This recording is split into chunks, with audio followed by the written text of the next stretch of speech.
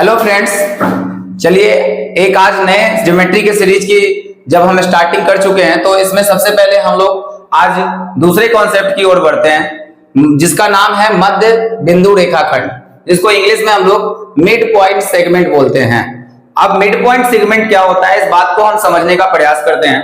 जैसे आप देखिए लिखा हुआ है कि एबीसीडी एक समलंब चतुर्भुज है, भुजा एडी तथा बीसी का मध्य बिंदु ई तथा एफ है। ठीक है, तो अगर हम एबीसीडी को एक समलंब चतुर्भुज मानते हैं, यहां से ये एबीसीडी आ गया। ये समलंब चतुर्भुज का मतलब क्या होता है, इस बात को पहले समझिए। वैसा चतुर्भुज जिनकी आमने सामने की जो भुजाएं होती हैं, एक जोड़ी भुजाएं पैरेलल होंगी और एक को आप जब बढ़ाएंगे तो वो कट जाएगा, यानी दूसरी जो भुजा होगी वो पैरेलल नहीं होगी। बात समझ में आ गया होगा समलंब चतुर्भुज क्या होता है। तो इसी समलंब चतुर्भुज से ही मिड पॉइंट सेगमेंट निकला है। तो मिड पॉइंट सेगमेंट का मतलब क्या होता है, इस बात को देखिए कि जैसे क्या बोला गया कि एबीसीडी एक समलंब चतुर्भुज है, तो हमने एबीसीडी को एक समलंब चतुर्भुज माना। अब देखिए भुजा एडी यानी ये तथा भुजा बीसी यानी ये वाली भुजा, दोनों भुजा का मध्य बिंदु ई और एफ है। तो जैसे ही हम इसको मानते हैं इसका मध्य बिंदु, यानी एडी का ये मिड पॉइंट है और जो ये है बीसी का जो मिड पॉइंट है वो दिया हुआ है, एफ दिया हुआ है। ठीक है, तो हम लोग जानते हैं इसके बारे में कि इसका जब हम इसको यहां से यहां तक मैच कराते हैं, मिलाएंगे तो एक फॉर्मूला बनता है। तो एक फॉर्मूला हमारा क्या बनता है उसको ध्यान रखना है आपको कि अगर आपसे ईएफ का मान पूछा जाएगा, ठीक है, अगर आपसे ईएफ का मान पूछा जाएगा तो वो क्या किया जाएगा, 1/2 आधा कर देना है और आधा किस मायने में करना है, जो पैरेलल साइड है उनके योगफल को जोड़ देना है, यानी कि AB और CD का योगफल हो जाएगा। तो हम ऐसा देख रहे हैं यहाँ पे कि ये एक फॉर्मूला आ गया, इसी को हम लोग बोलते हैं मिड पॉइंट सेगमेंट। चलिए मिड पॉइंट सेगमेंट आया कहां से, अब इसके बारे में थोड़ा सा हम लोग जानने का प्रयास करते हैं। हम एक पॉइंट यहां लेते हैं और एक विकर्ण जो है यहां से यहां तक की ओर मिला देते हैं। जैसे ही आप विकर्ण मिलाएंगे तो यहां से ये बात पूरा कट के आएगा और दो त्रिभुज बनेगा हमारे पास। पहला जो त्रिभुज बनेगा वो आप बहुत ध्यान से देखेंगे, जो फर्स्ट ट्रायंगल बनने वाला है हमारा वो ये बनने वाला है।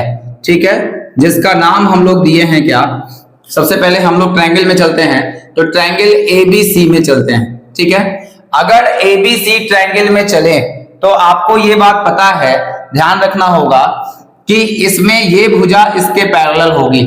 जैसे कि अगर मान लिया जाए कि अगर ये दोनों भुजा ऑलरेडी पैरेलल है और इसके मिड पॉइंट पे और मिड पॉइंट पे मिलाएंगे तो ये भी भुजा इसके पैरेलल होगी।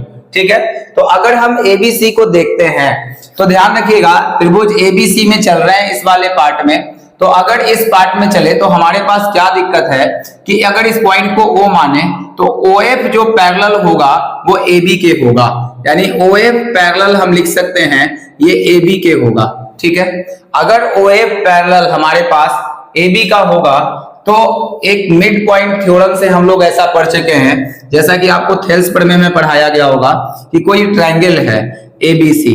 ठीक है, बहुत ध्यान से देखेंगे आप, ABC एक ट्रायंगल है, अगर इसके मिड पॉइंट को हम यहां से मिलाते हैं, ठीक है, और ये वाला को हम DE मान लेते हैं, तो जो DE का मान निकलता है, ठीक है, जो DE का जो हम मान निकालते हैं वो AB का आधा होता है, यानी हाफ ऑफ AB हो जाता है। इसी चीज को हम यहां लगाएंगे क्योंकि ये ट्रायंगल है और ये दोनों मिड पॉइंट्स हैं और ये एक पैरेलल लाइन भी हम इसको सिद्ध कर चुके हैं।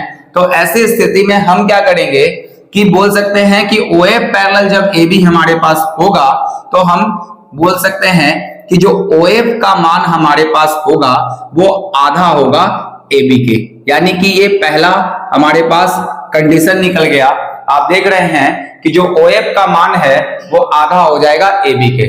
चलिए फर्दर हम दूसरे ट्रायंगल में चल रहे हैं और दूसरे ट्रायंगल में अगर हम चले तो दूसरा हमारा जो ट्रायंगल है वो कौन सा है वो आप देखिए और बताइए हमको।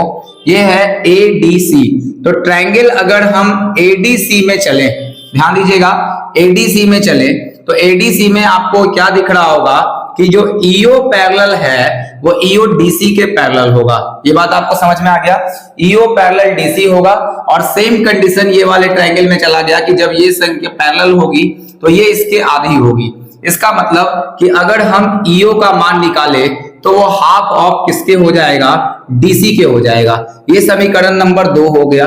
अब हम क्या करते हैं, समीकरण 1 और 2 को जोड़ देते हैं। जैसे ही हम समीकरण 1 और 2 को जोड़ते हैं यानी 1 + 2 कर देते हैं समीकरण नंबर को, ठीक है, तो हमारे पास आंसर निकल के आ जाता है। तो जैसे कि आप देख रहे होंगे, हम इस साइड को राइट हैंड साइड जोड़ेंगे, यानी OF + EO को जोड़ देते हैं, और जैसे ही जोड़ते हैं तो इधर जुड़ेगा हाफ AB, और इधर से आपका जो जुड़ेगा ये हाफ AB हुआ, और जब हम इधर से जोड़ेंगे तो हाफ ऑफ DC हो गया।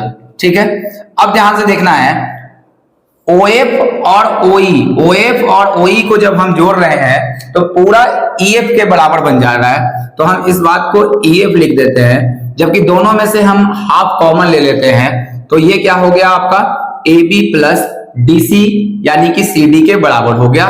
चलिए, तो ये बात यहां से प्रूफ हुआ। हम लोग कैसे प्रूफ किए इस चीज को, तो ये आपको हम पूरा सामने दिखाएं कि मिड पॉइंट सेगमेंट को किस तरह से हम प्रूफ कर सकते हैं। आइए चलते हैं, एक क्वेश्चन हम इस पर देख लेते हैं। चलिएगा, इसको लिखने के बाद तो हम किस प्रकार इस पर क्वेश्चन करते हैं। तो मान लेते हैं हम एक सिंपल सा क्वेश्चन दे रहे हैं, जैसे एक यहां पर दिया हुआ है क्वेश्चन इस तरह से, ABCD है, ABCD एक समलंब चतुर्भुज है, और इसके मिड पॉइंट को अगर हम मिला दे यहां से यहां की ओर, ठीक है, इसका नाम E और इसका नाम B, F। अगर हम इसको मान लेते हैं 12, इसको मान लेते हैं 8, तो आपसे पूछा गया कि बताइए EF क्या होगा, यानी कि इसमें AB बराबर 12 दे दिया सेंटीमीटर, और DC का मान जो दे दिया 8 सेंटीमीटर दे दिया। तो आपसे पूछा गया बताइए कि EF का जो मान होगा वो EF का मान क्या होगा। तो जैसे ही आपको फॉर्मूला याद रहेगा, क्योंकि एग्जामिनेशन में आपको सीधे फॉर्मूला यूज करना है, तो EF का जो मान होगा 1/2 ऑफ AB प्लस किसके हो जाएगा, CD के हो जाएगा। जब हम ऐसा लिखेंगे तो 12 और 8 पूरा बन जाएगा 20, और जब हम इसको काट देंगे तो यहां से जैसे कि हम एक लाइन और बढ़ा दें, 12 + 8 और 1/2 × 20, तो अगर हम इसको काटेंगे तो इसका आंसर जो होगा वो 10 सेंटीमीटर आएगा। तो यही इस क्वेश्चन का आंसर था। चलिए एक काम करते हैं, हम एक क्वेश्चन आपके लिए छोड़ देते हैं जो आप कमेंट में इसका आंसर करेंगे। तो चलिए देखते हैं वो कौन सा क्वेश्चन है। तो इसको मिटा रहे हैं हम अब, नहीं तो देखिए यहां पर हम इसको लिखते हैं क्या, AB का मान आपको दिया हुआ है 10, AB का मान आपको 12 कर लीजिए इसको, और DC का मान को आप कर लीजिए 10। ठीक है, तो EF का मान जो है वो आप कमेंट में उत्तर करेंगे कि इसका आंसर क्या होगा। चलिए, अगर आपको ये वीडियो अच्छा लगा है तो लाइक, सब्सक्राइब और शेयर जरूर करेंगे।